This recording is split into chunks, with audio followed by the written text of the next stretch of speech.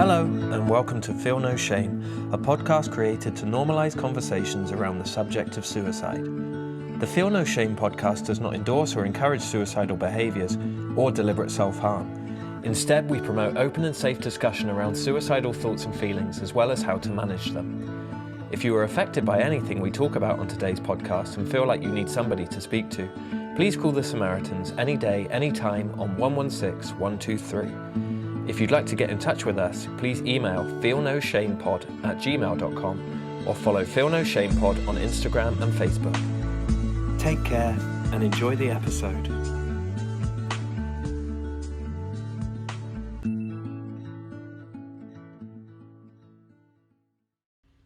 And all those things I didn't say, the wrecking balls inside my brain. On today's Feel No Shame podcast, we speak to Charlotte, a 20-year-old currently living in Bristol, a musician but struggling to find inspiration during this latest lockdown. We spoke to Charlotte about her suicidal feelings whilst growing up, during an adolescence which was anything but easy, her coping strategies, how she got through those times, what she did with those thoughts and feelings, and how she got to the position where she is right now, in the present day. As a warning, before this episode begins, there are mentions of suicidal thoughts and feelings as well as self-harm. And while the Feel No Shame podcast does not encourage suicide or self-harm, we understand that it can be useful to talk about it, so we do encourage talking about suicide and self-harm in an open and honest way, which is exactly what Charlotte does on this podcast. Here we go. Can you describe for us, because you're 20 now, can you describe what it felt like for you as a teenager? I mean, technically you're still in adolescence, but I feel like the previous few years were kind of worse than now. Is that right? I mean, since like obviously moving out and everything, I do kind of feel like a young adult, but I don't know, like growing up and having all these sorts of feelings, you feel, I don't know, I felt quite trapped. And I felt it was quite suffocating. Like my own feelings were suffocating me, and it wasn't really talked about. It's never, not even in like, you know, your PSHE lessons at school. It's not something that's openly talked about. It's something that's, you're told to be ashamed of, you know. You shouldn't feel like this. You should be happy all the time. And so it was quite isolating to feel the way that I did and not be able to understand it or even talk about it, to be able to understand it. Yeah, you're looking around the rest of the school and you're thinking, well, nobody else is feeling like I'm feeling. And also there's no way to really check that out because you feel like you're not allowed to talk about it or you'll get a bit of a negative reaction. So we're talking about suicidal ideation. What do you think was behind that for you? Why do you think it developed? Was it around a certain time? I think a lot of it, for me, it started pretty young. It started, you know, being bullied all through primary school. And then I got to the end of primary school and my parents got divorced.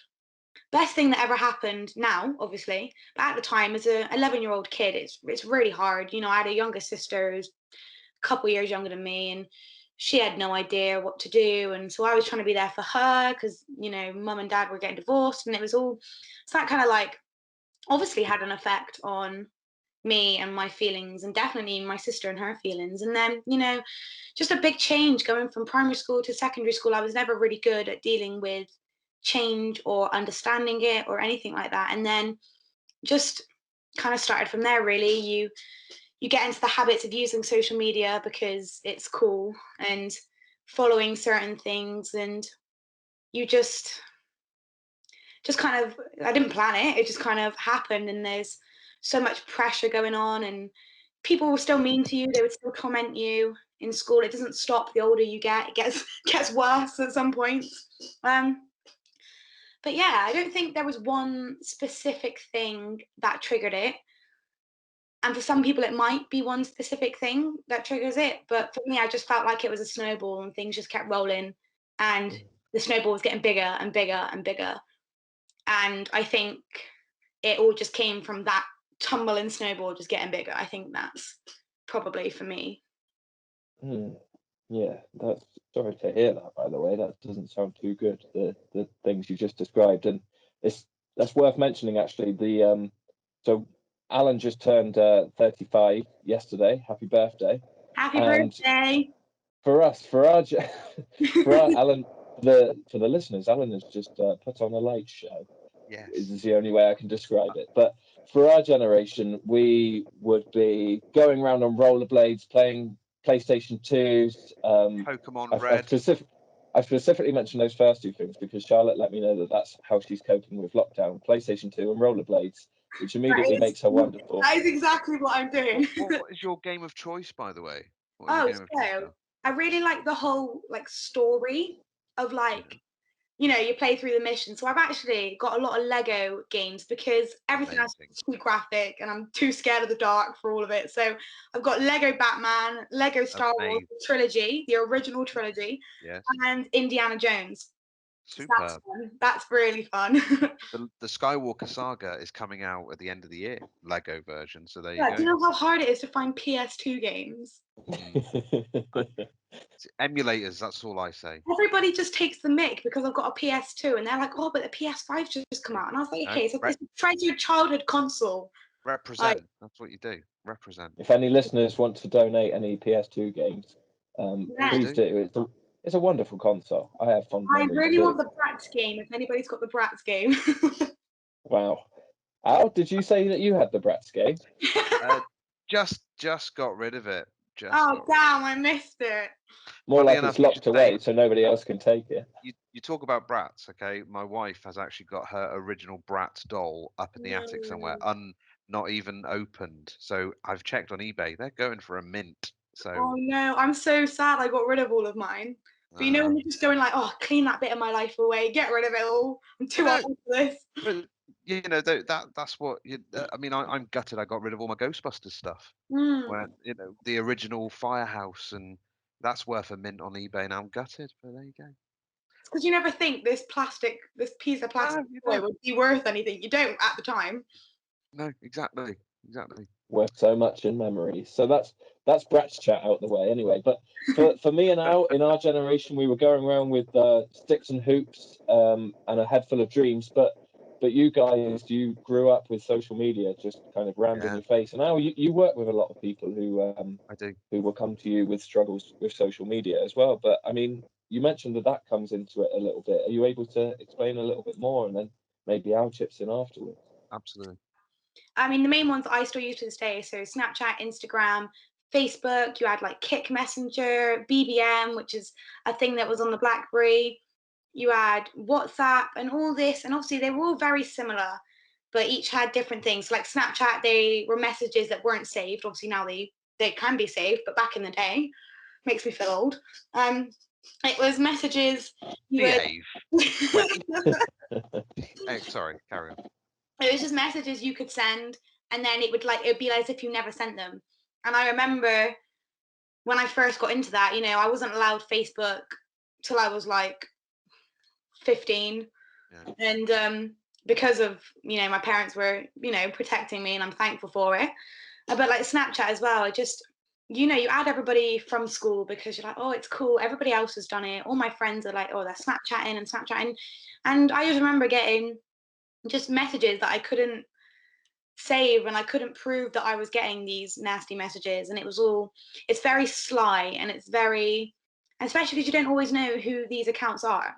Somebody could have a fake name. And then obviously Instagram became really big, and you follow all your favorite celebrities, and as much as you want to keep up with their lives, it was very pressurizing for me to see all of these people doing so well, and all of these people looking what society deems as the perfect body, even though they've had so much work done, and some of them haven't, but it's fairly obvious. And it just made me have these expectations of myself, and I would say to myself, oh, when I'm 16, I'll look like that. It's fine, it's fine. And then you get to 16 and you're no better, and then you get to 18 and it's still no better. And so it wasn't helpful for me growing up as a young 11-year-old, till even now it's not helpful to me seeing all of this, what's perfect and what I should be, because I shouldn't be anything else but me. at the end of the day. I think Absolutely. off what you've just said there, Shah, Yeah.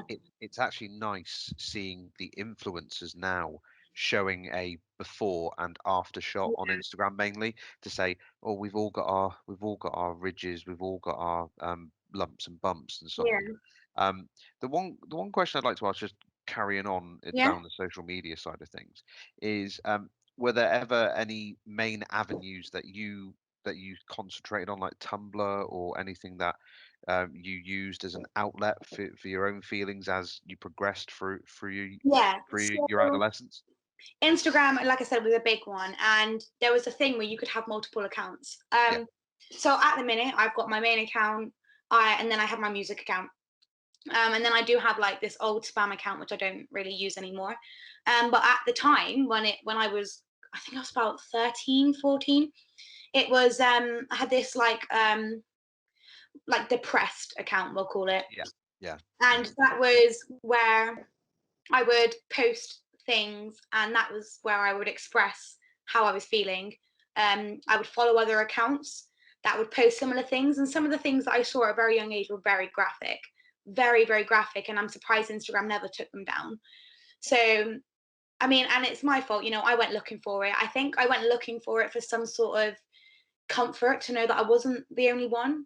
I wasn't going looking for it because I wanted to like scar myself for life or anything. So that was, at the time, I thought it was helpful because it was where nobody knew my identity. Nobody from school or from any part of my life followed that account. So I didn't have to worry about it getting out. And it was my safe space as such, where I could just say whatever I wanted and it wouldn't mean anything. Obviously, I do not have that account anymore. I have deleted it, deactivated it, whatever you call it. But yeah, a lot of people I knew had accounts because there was like a group of us that kind of stuck together, all experiencing similar issues. And I'm obviously not going to name names, but we all had accounts, and that was the way that we dealt with it, and that was the way we kind of kept tabs on each other as well. So as much as it was exposing us at a young age to some, difficult things, it was, if it was hard to talk about, you could just go check their Instagram page and see if they're doing all right. And it was a nice way to keep tabs on people in like not a creepy way. No, it's the anonymity to the wider world, but then it's almost like that. It's called kinsmanship between the small band of people. So you all knew who each other was, but the wider world your own didn't. community. So kind of, that's exactly it. It's like a secret little safe community. Because if you were to take it out of that community, you don't know how it would be reacted to. You don't know what would be done or what would be said, or if the bullying that you mentioned earlier would intensify. Yeah. Because there seems to be a kind of a weird link, particularly in schools, where if somebody is feeling down, it's not, how are you? Can I do anything to help? It's, well, let's push you further down because you're scaring me, or you're weird to me, or you're different to me, whatever. 100%, 1000% like that. Like I couldn't have described it better. It was, if you came out and even expressed, or it might just be to do with like what class you're in. Not class as in like a physical class, like, you got the populars. Like if someone walked out of class crying from that specific group, they would get the reaction of, oh my God, are you okay? Let's work through this together. But I was neither popular or unpopular. I was just floating in the middle because I am chatty. I chatted to everybody I could, and I was just kind of friends with everybody. Everybody knew they could kind of just speak to me. And if me or somebody that was classed unpopular was to have, like, there's plenty of times I walked out of class crying and not one person asked me if I was okay. It was always, oh, you're such an attention seeker. Is that such a bad thing that I'm an attention seeker? You have to attention seek to get help, don't you? Agreed. You took the words right out of my mouth. If we weren't all seeking attention in some form, then we'd all just be staring at walls, doing nothing all day. We all need, like Al mentioned, we all need a sense of community, a sense of togetherness, a sense that we're being listened to and we can listen to others. And to do that, we actually have to approach other people and talk to other people. Yeah. And attract their attention or give them attention. Attention makes the world go round. I think like another thing I've just thought of that kind of stems off from that is a lot the hierarchy. For example, our school, everybody was constantly fighting to be on top. I always wanted to be popular. God knows why, looking back at it now. But, you know, everybody, the popular people always wanted to become, you know, top dog. And I always wanted to get into, you know, what would be the next level or whatever. And, you know, in order for me to do that, it never happened. And I'm glad it didn't happen. But in order for me to do that, I couldn't be talking about this kind of stuff. I couldn't openly tell somebody that I didn't want to live anymore, because I would be ridiculed. I'd be dismissed, and nobody would know who was. It sounds like a dystopian version of Mean Girls. That's basically what it is. Yeah. You know, you've got this group, you've got that group, and you've got this group that, you know, no one talks about. But the stereotypical view of, oh, you know, we don't talk to them because, you know, they listen to The Cure, and we don't talk to them, or we don't want to associate with them because they're too athletic. So yeah, the hierarchy of power. Yeah. And you're trying to literally just float your way through. You don't really want that sort of time. I'm just trying to get my grades and get out, and that's what I did. Yeah, exactly. Yeah, but no, you've basically you've just created a small dissertation on adolescence. That's basically, you know, that's basically it. But Giving out life lessons left, right, and centre. what I was going to just mention though, Shah, is how did you when with your unit, your base of comfort, that community that you have, when did it start to increase with those thoughts? When did it start to increase with those you're going down the rabbit hole even further? Yeah. When was it that at that moment you think, oh, there's no way back now, I have to do what I'm, you know, I have to do these things to make myself feel better? When was that? I think a lot of it started after I was diagnosed with my diabetes. For anybody that's listening doesn't know, I have type 1 diabetes, and I was diagnosed when I was 12, so only a year after my parents got divorced. And I think that makes me in year 8. So year 7 was really, you know, hard enough as it is, you know, settling in, and the bullying kind of like was settling down. Everybody was like figuring out their social groups. And then I was trying really hard to fit in, and it was kind of working at this point. And then all of a sudden, like, I'm in hospital for like a couple of days, and they're sorting everything out. I come back into school. I have to leave 10 minutes early from my class to do my injection. I have to carry a bag with me. I'm allowed electronic device in class with me to, you know, test my levels. I'm allowed snacks on me. I'm allowed Coke on me, you know, like full fat Coke if my sugars went low. I was just about to say, not the actual white stuff. Fizzy drinks weren't even allowed in school, full stop. And because I don't know whether it was because that made me even more different to the people I was in school with than I already was, or if it's because it was seen as special treatment, or because they didn't understand what diabetes was and they didn't understand why I was doing the things that I was doing. It kind of became the environment for me became a lot more intense. So you were giving people more ammunition? Yeah, basically. I was fueling the fire, and it wasn't even my fault. I couldn't have stopped myself from getting diabetes. I definitely, type 1's not the type where you give it to yourself either. Yeah. A lot of people get confused. But then it was weird because in like science lesson, when you would learn about diabetes, everybody would be all over it. It was a hot topic. Everybody would want me to show them everything that I had. And so it was almost glorified, but they would later then use that because they then had all the information about why I was doing what I was doing, and kind of using that again. It's an awful place, really, isn't it? High school's the worst. It can be awful, but I was talking about this with somebody the other day, where I wonder if it goes back, like way back to tribal times, where if we were like emerging from our cave and we saw something that we'd never seen before, or something that was a bit different, something we didn't have a lot of knowledge on, our immediate instinct would be, well, we need to kill that weird thing, that different thing. Well, and I wonder if that carries on, and school kids see somebody with diabetes, and instead of their brain saying, that's different, I should learn a bit about that, they say, that's different, I need to kill it. I need to get it away from me. I don't understand it. I'm scared. And that's how these gangs form. And then they pick on the person with the diabetes. Somebody's got a message. And I wonder if that's part of what it is. But I don't know, maybe I'm giving people too much credit. A good example of this is the film The Croods. Do you know about that caveman family? Yes. Absolutely. And basically, it's, you know, the dad's trying to keep the daughter safe from this guy because he's an outsider and he's bringing all these new contraptions in and ways to make their lives essentially better. And, you know, by me having my insulin, it was making my life better. And it was, you know, obviously giving me a life at the end of the day. But, you know, the dad, because it was weird and it was new, he was kind of like, no, we need to get rid of it. Absolutely not. Things can't change. Things shouldn't change. That's just what it reminds me of. So, yeah.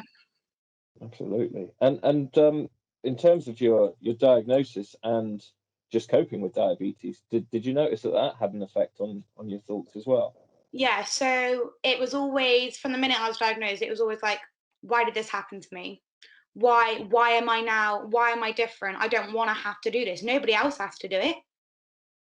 Even though there was an older diabetic in the school that kind of like spoke to me, and like we crossed paths in the medical room. It was quite cool going to the medical room. You know, it's not, that was 2 people in my entire school. And that school had a sixth form. It's now got a primary school, but didn't have a primary school at the time. So, you know, that's a lot of kids, and 2, me and somebody else. And Well, not only are you feeling overwhelmed because of the transition from primary school to secondary school, the divorce of your parents, the diagnosis of the diabetes, all of that is overwhelming as it is, just one yeah, of those things. But then you find yourself in a tiny gang of 2 in a school of, I don't know, over 1,000, I think. yeah, And not only are you overwhelmed, but you're now feeling ostracized and different. yeah, And you're thinking, well, why me? Why yeah. why does this happen to me? Why hasn't it happened? Not that you'd It want to wish it on wasn't, anybody else, but you know, but why is it me out of all of these people? And it it kind wasn't of in puts the my head. spotlight on you. In my head, it wasn't fair. It was kind of the beginning of when I started to feel all these things. And I was like, look, like, I'm going through a rubbish time as it is, and you've just now, and this has now been added on top. And like, I wouldn't say I'm not religious, but I wasn't christened. I don't actively practice any religion, but I actually started praying at that point. And I've never actually told anyone this before. This is crazy. And you know, I would go to sleep at night and I would pray that I would wake up and I'd be normal, you know, little 13-year-old me, or I would just pray that I wouldn't wake up at all. And obviously it never came true, and I'm thankful it didn't come true now. But I was just like, please just like make me normal. I don't want to have to deal with this. It's making my life too difficult. And at 13, you're not really experienced enough and equipped with the right methods of coping, and you know, you don't really know the right ways to go about things, because you know, you're still developing, you're still learning. So yeah, it was always just, why am I different? Why do I have to do this? It's not my fault that my pancreas decided not to create insulin. So if it's not my fault, why do I have to deal with the consequences, kind of thing? Yeah, it is something happening to you, which then has an effect on the rest of your life, but not something that you've chosen to happen or something that you've actively sought out. And Mm. it's that overwhelm, it's that feeling of isolation and ostracism, but Well, also there's that no one sense to of just blame being, either. I couldn't find anybody to blame. and you can't shout at diabetes, so you have No, to kind of turn it it's not inward. real. It's like not like a real person. It's not going to respond to me. So there's that feeling of being trapped by circumstances as well, Yeah. and being angry and being upset, and all these emotions and nowhere for them to go. And I was going to ask you actually, so when you did start talking to people about how you felt, how Yeah. seriously were you taken, particularly when you shared suicidal thoughts? When we're obviously in that little tight knit group that we had, we were all very supportive of each other, and we would all stay up all night with each other if one of us was feeling, you know, that way. Um, there would even be points, and my mum knows this now, but she didn't at the time. Like, I would sneak out of my house to go and meet a friend, and we would just spend the night together, just making sure that we were okay. And it brought us closer, but it wasn't a great topic to become close about. So the support from them, it probably wasn't the support that I needed, because they weren't trained psychologists. They weren't gonna make these feelings go away. They were just kind of, they were going through the same things they understood. So I felt comfortable expressing myself to them, and likewise for them. So like I said, it was like a little support bubble, and that was the only place, apart from obviously that Instagram page, which consisted of the same people, that was the only place we could ever talk about it. No grown-ups out. No grown-ups at that point.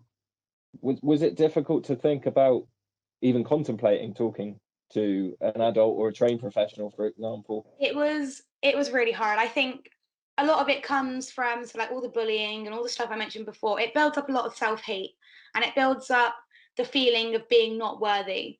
And you know full well that if you go and tell an adult about this problem, whether it's somebody at school or, if it's somebody at school, they legally have a right to intervene if you're going to hurt yourself or hurt somebody else. Your parents, they're going to intervene regardless. And any other adult you tell, they would hopefully get in contact with the right people. And that's not what you want. That's not what I wanted. I just wanted to hurt myself. I didn't want to hurt anybody else. I didn't hate anybody else. I just hated myself, if that makes any sense.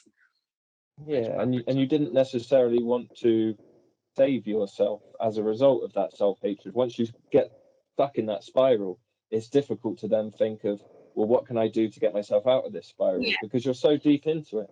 So you wouldn't want to go and speak to an adult because you knew that they would do something and you didn't want anything to be done. And it was scary. And when you're that deep in and you're filled with so much self-hate, you don't ever think there's going to be the light at the end of the tunnel. I never thought there was. I just thought, I'm either gonna kill myself or I'm just gonna live like this for the rest of my life, and it's gonna be no life. And then you get into this spiral of feeling like a burden for feeling this way, because you think that other people can tell you're feeling this way when actually they've got no clue. So the fact that you think people know and you're not speaking to them about it, you're like, well, if they know, why can't I speak to them? But they don't know. That all sounded very confusing. It made sense in my head. No, it's that vicious, Ouroboros, never-ending cycle. Yeah. The figure eight. But just thinking about when you were at that point, and we have talked about professional help. When was the moment for you that you thought, okay, I need to dig myself out of this hole now, or getting out of this rabbit hole? I think a lot of it started when my parents started to notice that I wasn't controlling my diabetes as much as I should have. Yeah. And so then I would break down to them, never mention anything about the suicide, the self-harm or whatever. It would just be like, this isn't fair. This is how I feel about being diagnosed. So then I was referred to the diabetes psychiatrist. And that was ongoing for a while. And, as much as it was, I didn't tell her everything. I kind of actively went out of my way to strictly keep it as diabetes, because at that point, that was the biggest factor into why I felt the way that I did, because of all the not consequences, the stuff that happened because of me being diagnosed, like the bullying getting worse and whatever. The big melting pot. Yeah. So obviously I kept it, and then in my head I was like, right, well, once I've accepted diabetes, I'll be fine. I was completely ignoring any other reasons or feelings that I had. And because at the end of the day, my diabetes can kill me at any point. All I have to do is not take insulin or purposely give myself too much insulin. I don't think people understand how easy it was. So yeah, I just kind of focused it all on that. And then it got to the point where my diabetes was getting under control, a little bit better, but things weren't getting better. And I was like, why do I still feel this way? And I think one thing that not a lot of people know about diabetes is when your levels fluctuate, it changes your mood. So before I was diagnosed, because I wasn't having the right amount of insulin produced, I was obviously still eating like a normal kid. So my sugar levels were so high that it was making me grumpy and it was making me snappy. And I remember I got pulled out of my music lesson because I just completely broke down. And I had no idea why. And I thank that teacher, because she really comforted me. And it was kind of what I needed at that specific breakdown moment. And then if my levels go low, I get really shaky, I get really snappy. So it 100% does have an effect on your mood, but not to the extent that I was feeling at that point. Probably a good moment to just go back to that 13, 14, 15-year-old version of you and just say that what immense strength that she must have had, knowing that she could have abused the insulin at any point, and she could have just completely lost control of the diabetes at any point. At one point. But when suicide is so tempting at that age, and you know that you kind of have a shortcut to get to that, and the fact that you are still here, I mean, that's incredible. I do just want to highlight that and just say that that takes incredible strength to know that you have a loaded gun and to not use it, to put it away in a drawer somewhere. I mean, you mentioned use it once. Go on. Well, I mean, we all slip up, we all make mistakes sometimes, but glad you're still here is the take-home message. Me too. You mentioned the small unit of friends and the helpful teacher and some other coping strategies, but are there any other things that helped you cope during that time that you haven't mentioned? You did mention self-harm as well. I should mention that at the start we say we don't advocate or encourage it at all, but we understand why self-harm is used. To release. So, again, there's no judgment here. That's a coping strategy for you. 100%. And I'm in a place, thank God I'm in a place now where I am completely accepting of what I did, because nobody did it to me. I did it to myself. And I now have to live with that for the rest of my life, and I'm okay with it. It doesn't bother me. It really doesn't bother me anymore. Can I just ask, Shah? I was going to say, when you were self-harming, was it visible to other people, and were you thinking then? I'm just wondering. I mean, I'm not putting words in your mouth. I'm just wondering. Oh, I bet you're thinking, oh, they're gonna have a go at me now, or they're gonna comment on me at school because they can see them. Did that ever go through your head? So it was more. So it was more my arms and my legs. So in school, obviously in the winter, it was not a problem at all because you were wearing your jumpers. But it was when it was summertime and I was still wearing my jumper. Yeah.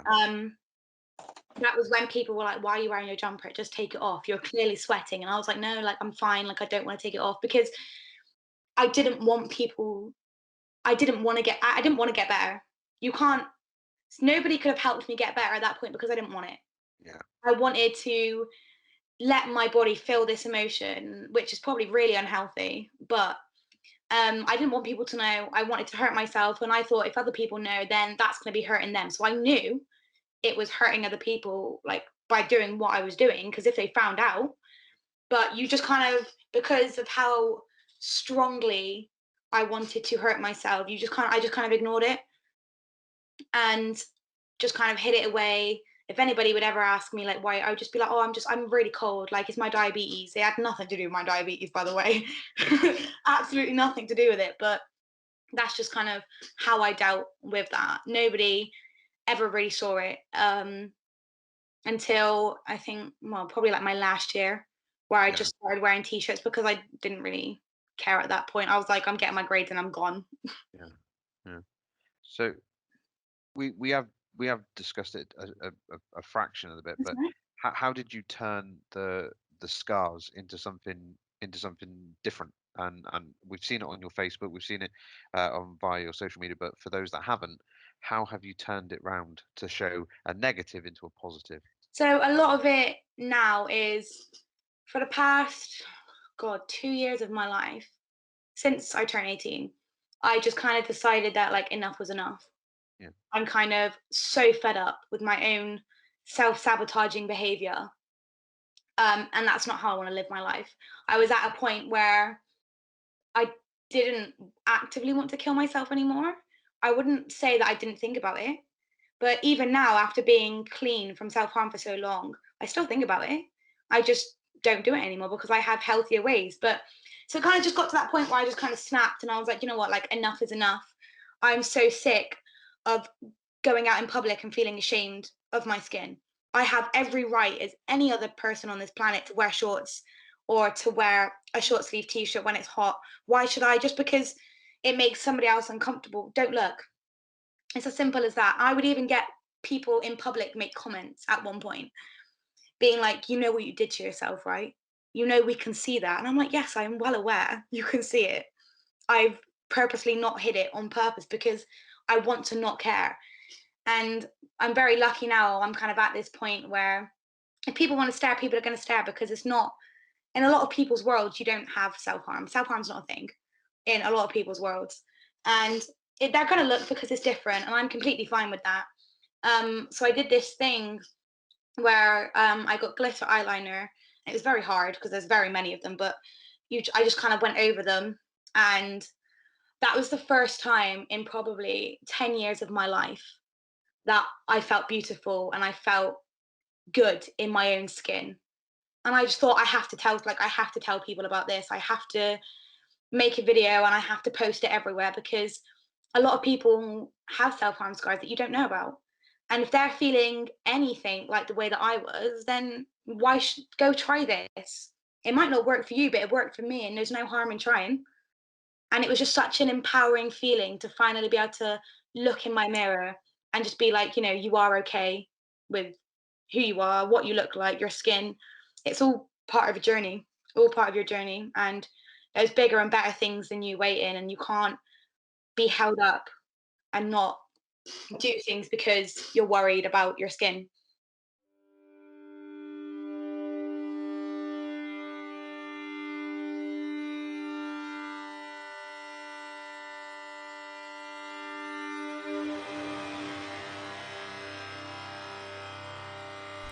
Buried alive under my duvet, the noise outside doesn't appeal to me. The poet takes the pain they see and feel, then makes it into art. Smudged ink on the page empties my brain, focuses my thoughts, alleviates the pain.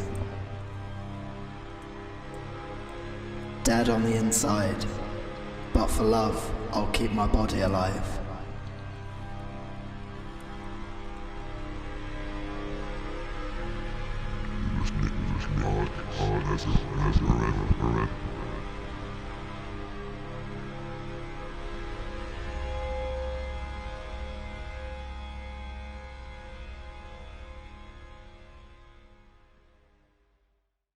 It's just what I'll do is I'll put the link to that video in the episode description of this. But Nice. what you've done there as well, not that you need me to explain this to you. This is all you. But you are refusing to accept other people's shame, and the only way where a person can feel shame is if they accept that shame. And I say that like that's the easiest thing in the world, to just reject that shame. But what you're doing is, the shame is coming towards you and you're just batting it away and just saying, well, I'm happy with who I am. Like, I know that I've had some dark times, and I know that I use some unhealthy coping strategies, but I know that and I'm fine with that. So why aren't you? And that gives the shame back to the person who is trying to aim it at you and weaponize it. So that's massive. To be quite frank, it's none of their business. It's really not. And the way I see it is, you can't change people. You can only change yourself. And Exactly. what you've done is a prime example of that. So yeah, carry on playing shame tennis. Just bat it back. Bat it back. Yeah. Serving those aces. Well, we talk about aces in a different way, but talk about the healthy ways. You mentioned the healthy ways. So since 18, you're using healthier strategies. Yeah. So I started getting in control of my diabetes, and that did have a massive effect on my mood.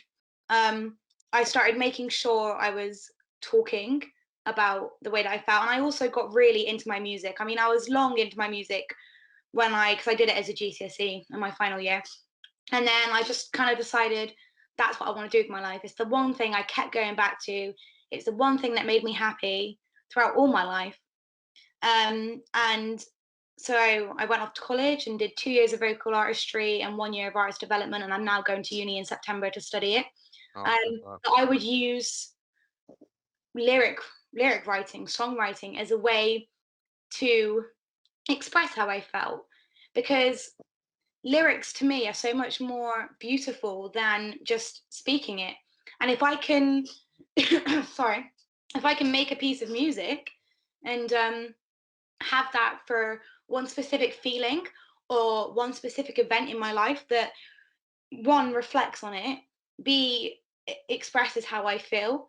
And if I've recovered from that, kind of describes my journey, then anytime I feel that way, or I remember back to that event, because I do have a lot of PTSD about a lot of things that happened, then it's just nice to know that I can play the song that I wrote, or I can pick up a guitar and play that song, and just know that, you've kind of written all these feelings out, and it's nice to have it in front of me so that I don't think I'm going insane.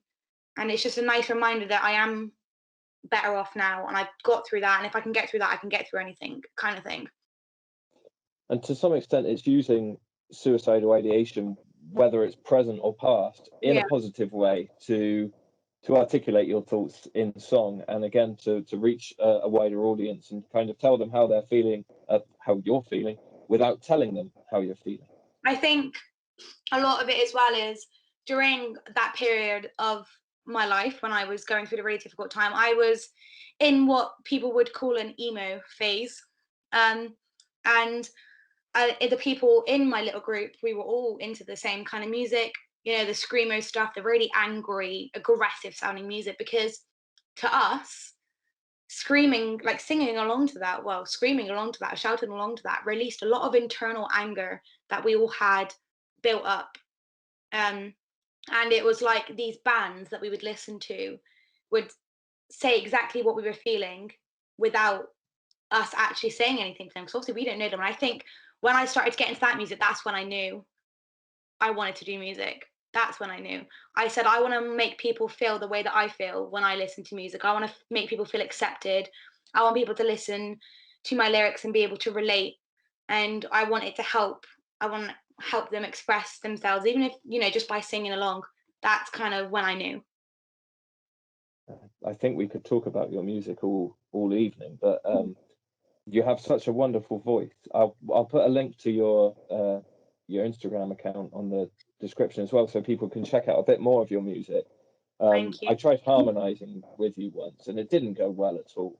It was a really strange noise came out of my mouth. I know, what came out of your mouth was just amazing, just incredible, and really soulful for a person as tenderly aged as yourself. And what came out of my voice was like a broken down foghorn.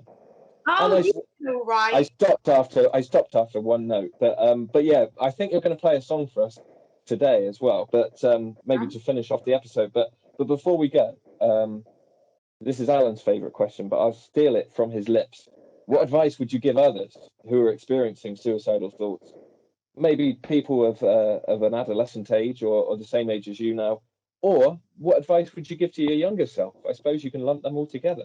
Yeah, I think advice I would give is as much as you feel like you're alone, you're really not. And I feel like as much as suicide's not talked about a lot now, it's talked about a lot more than it was when I was going through everything I was going through. And I would tell them, just reach out, even if it's to somebody, a complete stranger, and get somebody else to make that connection to somebody who's going to help you for you, because making that first step is so scary. Admitting that you have a problem is scary, and admitting you need help is even scarier.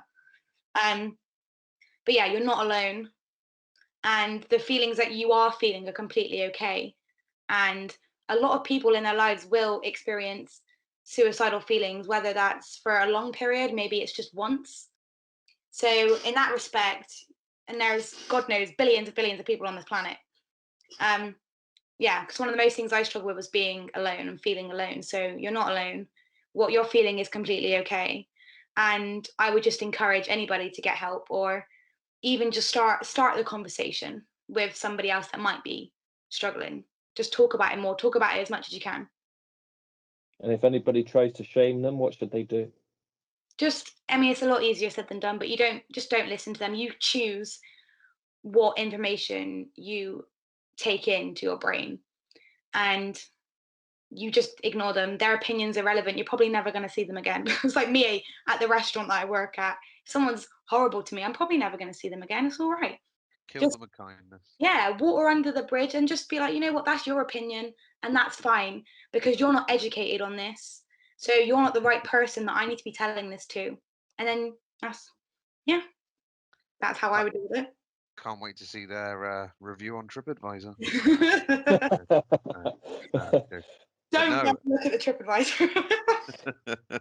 Well, thank you so much for talking to us No worries, tonight. it's a pleasure. Pleasure. It was really good. Yeah, really enjoyed that. I mean, again, for a couple of old fools like ourselves, we don't get the chance to jump into an adolescent brain very often. So to just hear about what it was like and what it is still like is eye-opening and insightful, and it's the type of thing that a lot of people will never get to find out other than their own experience of adolescence.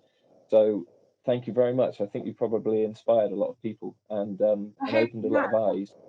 There's a really good book which I can't remember the title of, but again I'll put this in the episode description, about the teenage brain, and about how it develops and how it doesn't actually fully develop until about 25. 26. All about grey matter, isn't it?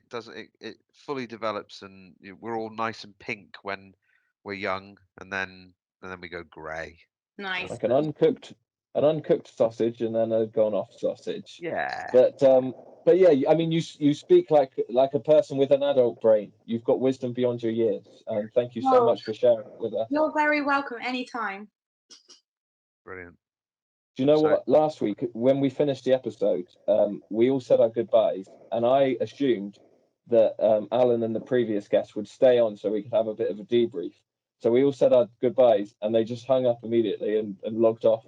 And I had to send them a message and just say, guys, we're not going to just talk about that now. But yeah, so we'll do that. We'll hang up and then we'll just chat for a couple of minutes. But before then, unless you've got any more words, Al, I think Charlotte's going to sing us a song. Yeah, I think can I introduce her like I do on my radio show? That'd be brilliant. Yeah, do it. Well, I need to like move away because I'm too close to my table. We're keeping this in. This is all staying in the podcast. But no, I think just from my point of view, I think Charlotte's hit the nail on the head. Just talk. I think you've embraced it far better than what we ever could when we were your age. Yeah, I think the future's bright for you. So Thank you. Best of luck. Yeah, no, best of luck with university as well. So never stop learning. That's all I say. Exactly. So without further ado, have you got a stage name, Char? Charlotte Emily is my stage name. Charlotte S.E. Had to ask. But, signing off episode 3 of Feel No Shame, we have the wonderful, talented Charlotte Emily. Like a small boat on the ocean, sending big waves into motion. Just how a single word can make a heart open. I might only have one match, but I can make an explosion. And all those things I didn't say, the wrecking balls inside my brain, I will scream them out tonight. Can you hear my voice this time? This is my fight song. Take back my life song. Prove I'm alright song. My power's turned on.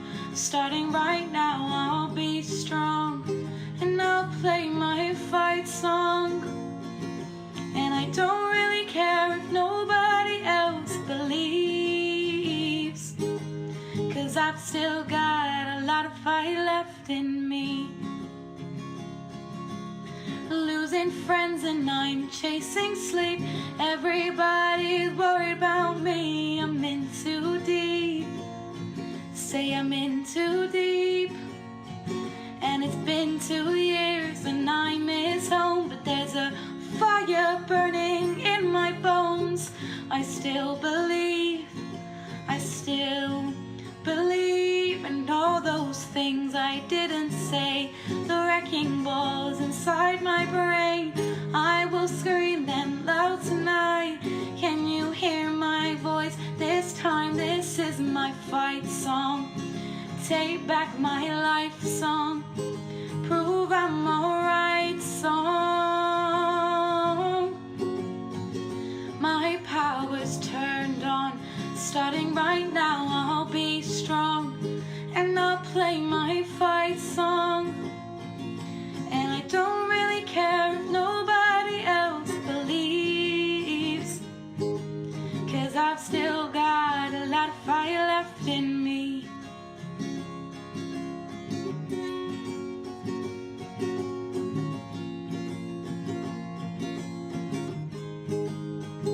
This is my fight song, take back my life song, prove I'm alright song. My power's turned on, starting right now, I'll be strong, and I'll play my fight song. And I don't really care if nobody else believes, 'cause I've still got a lot of fire left in me. This is my fight song, I'm taking back my life song, I'm proving I'm alright song. My power's turned on, and starting from now I'm gonna be strong. So I'll play my fight song, and I don't really care if nobody else believes, 'cause I've still got a lot of fire left in me.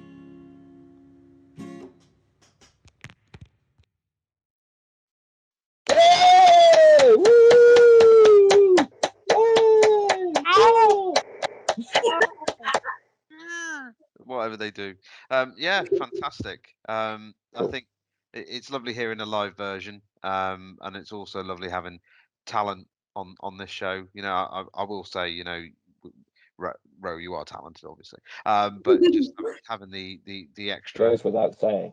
of course, just the extra gravitas of having a musician on is fantastic, and using the power of your vocal talent, using the power of your musical talent, just to put your thoughts and feelings into across. It's just great. It really is. Thank you. I appreciate that. Thank you. Oh, carry on, and yeah, as I've said, best of luck with your studies. I think, yeah, keep on keeping on, as they say.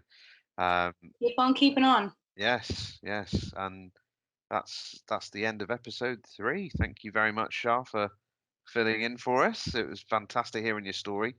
My pleasure. Ro, sign us off, sir. Lovely stuff. Well, I'll record. I'll let people behind the curtain now. I record the outro separately, so I'll record the outro separately.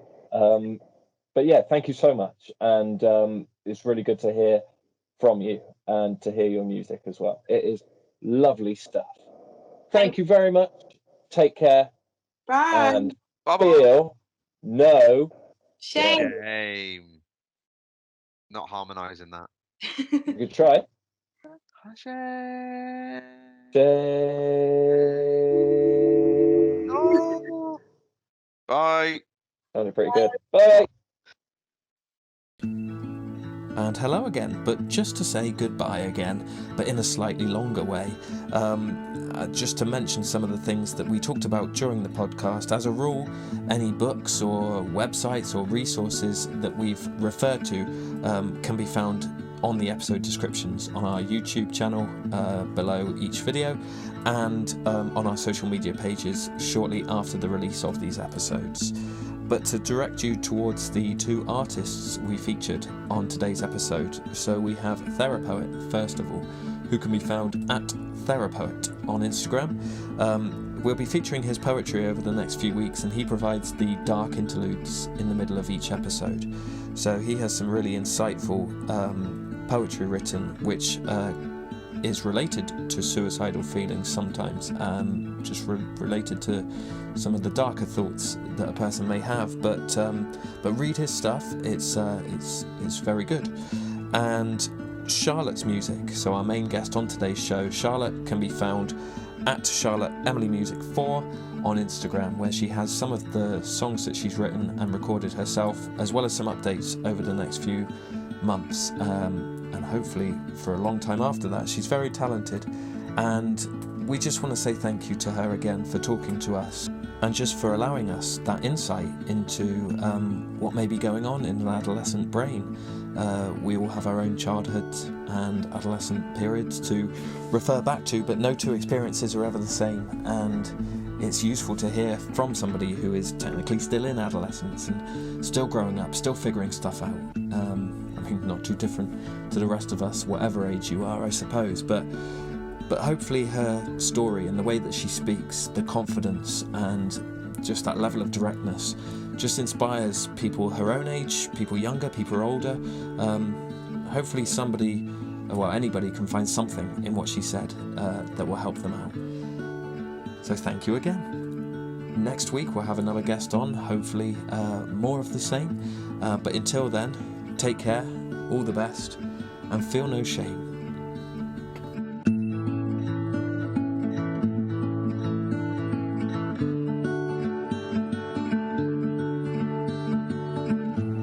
Thank you for listening to this episode of Feel No Shame. We hope you enjoyed it, and remember, if you feel like you need to speak to anybody after listening to this podcast, or at any time, any day, please call the Samaritans on 116 123. Alternatively, please check out the other support services that we recommend at the end of our YouTube videos. Music is by Adobe. I've been Rowan Long with Alan Aldersley-Byrne. Thank you for listening, and join us next time for more of the same.